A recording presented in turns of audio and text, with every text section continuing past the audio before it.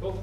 So today, as you would have seen from the week, I see the light, and it's about, in design, a lot of it's about spaces and so forth, but really light is really important in designing spaces. It's got nothing whatsoever to do with a light bulb. Sorry about that, John.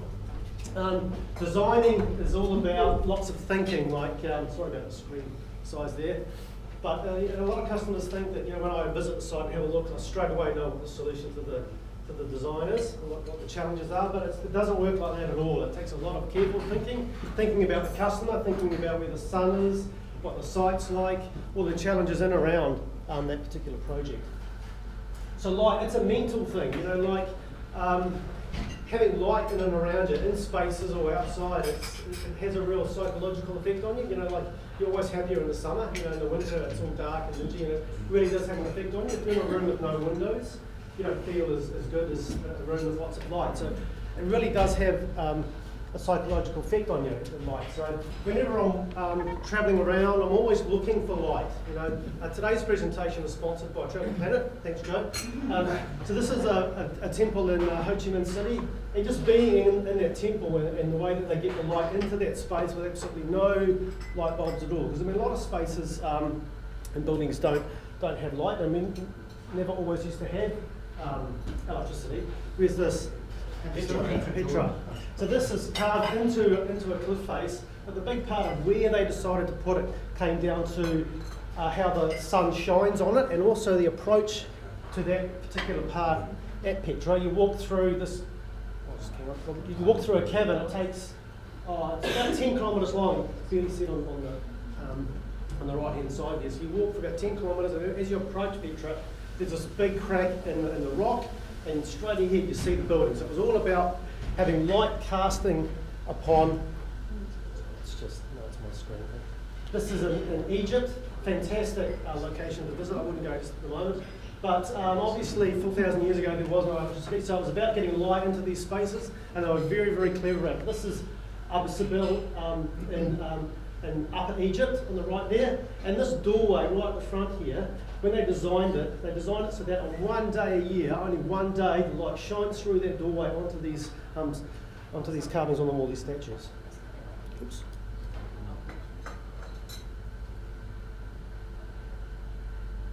Just one day a year, so it's very, very, very clever. This is Angkor Wat. Once again, it's 500 BC, AD. Sorry.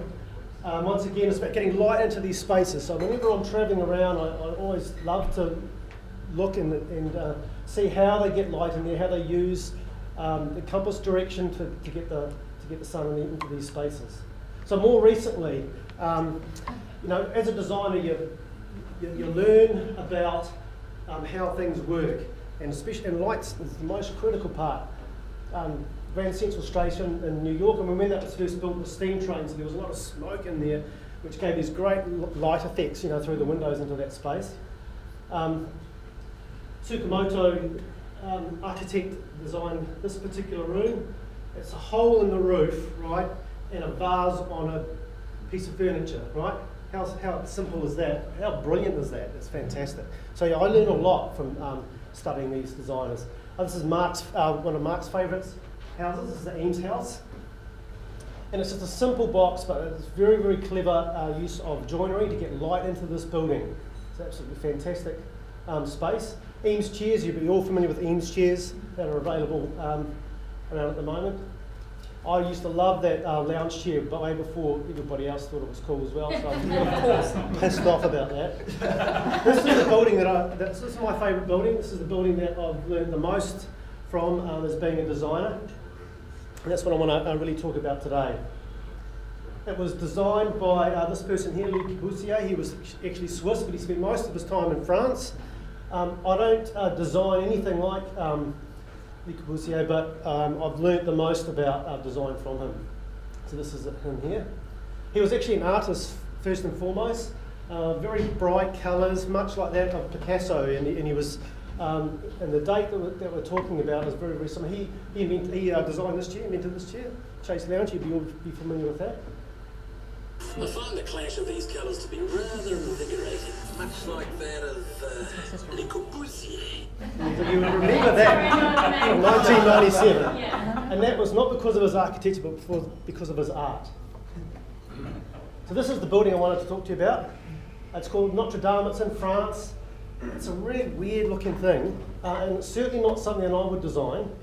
So from the back side of it there's a lot going on. You'll see the roof is concrete, well the whole thing is concrete and plaster, but the roof is formed concrete. And you see that in recent times now, people are designing buildings with rough cast concrete. That's the footprint of it. I mean, some of the walls are like 8 foot thick. Really weird shape. It's in a bell sort of a shape. Quite a strange. It's a church. It's a chapel. Yes. These are some of his early sketches. You can tell he's an artist, really, rather than an architect, probably because of the fact that the sketches are quite rough. But here's some of his early sketches on the train back to Paris after his first site visit. So he was already developing the project. This is. It did have an old church on the hill that it sits in France. It was bombed by the Germans.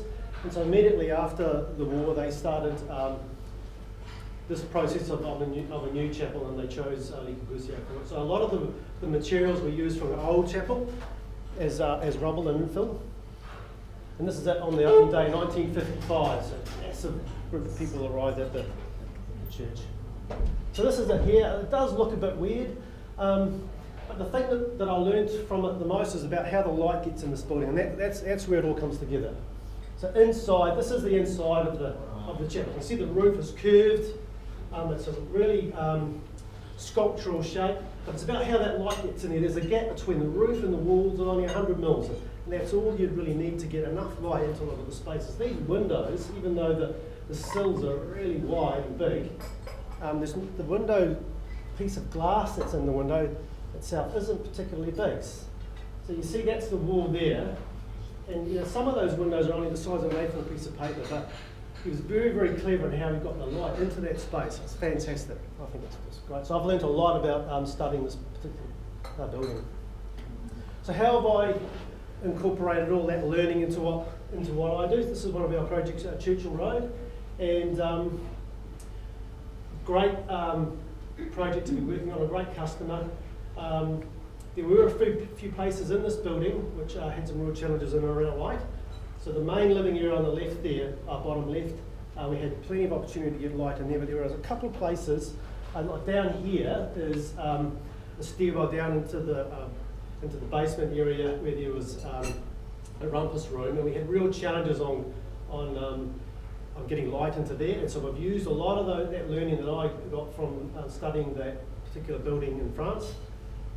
Notre Dame, and I've used the baton brut treatment of the concrete to get the texture in there, because a lot of visual warmth comes from texture, not just from colour. And so I use those same principles to get light into that space. And there's the stairwell from a slightly different angle. So it was about making those spaces interesting. Even though it was a stairway down to the rumpus room, it's one of the most interesting parts of the building. You'll be all familiar with the E-House. Another project from NTV Build that worked with us. We're in a couple of rooms in here which were quite challenging as well. This is Stella's room. It was in the southern part of the building, but it's got the most amount of windows in it. So it was about considering where the sun's going to be different times of the day, making sure there's plenty of light in there, and we've been able to achieve that. It's a really cool room. And this is Blake's room. He painted a black ceiling, so when you do that, it just sucks the light out of the room. But we were able to do it only because of the position of this room, which was on the northwestern corner, so we're able to get plenty of light into that room. 2 minutes, Bill. 2 minutes? Yeah. This is a warehouse in Morningside, and on the left there you can see there's some skylights up on the top right-hand corner there. It was an old warehouse that we converted into an office, and all warehouses you'll see that those windows always face to the south, because if they are to the north, too much sun would come in. So they always face to the south, except in the northern hemisphere where they're on the northern side. And it's about getting a nice soft light into that space. And once again, we had a little challenging spot in this building where there was no way we could get natural light in there. So we used the same amount of lighting level in this little corridor here with artificial light, just makes it feel open, warm and inviting. Now there's just a few more projects here. Up the top here, this is an office in Orewa, which had some windows on the northern side, which was just way too much sun. So we created this outdoor deck area and some screening with wrapped carpet timber, so that it just eased back on the light that got into that space, and it added some architectural feature. Bottom left here is another project that NTD Build helped us with in Eliab. But once again, it was about getting light down through that light channel, through the stairwell, and getting texture in that back wall. So that's another stairwell into a rumpus sort of area, and so we were able to make that really interesting just by thinking carefully through how we can get light into that space. And once again, this is a little residential project. We've got skylights right at the very top, right through the building, down into the living space. That's me done. Yeah. So I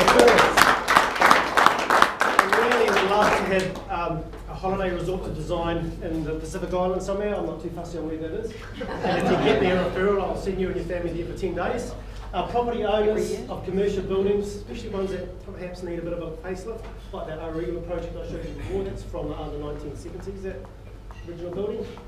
Businesses that are relocating, businesses that require a better first impression. Anyone that's thinking about eco homes need to talk to me about that. And also big ass budget residential is really what we're about. That's me. Any questions? Cool.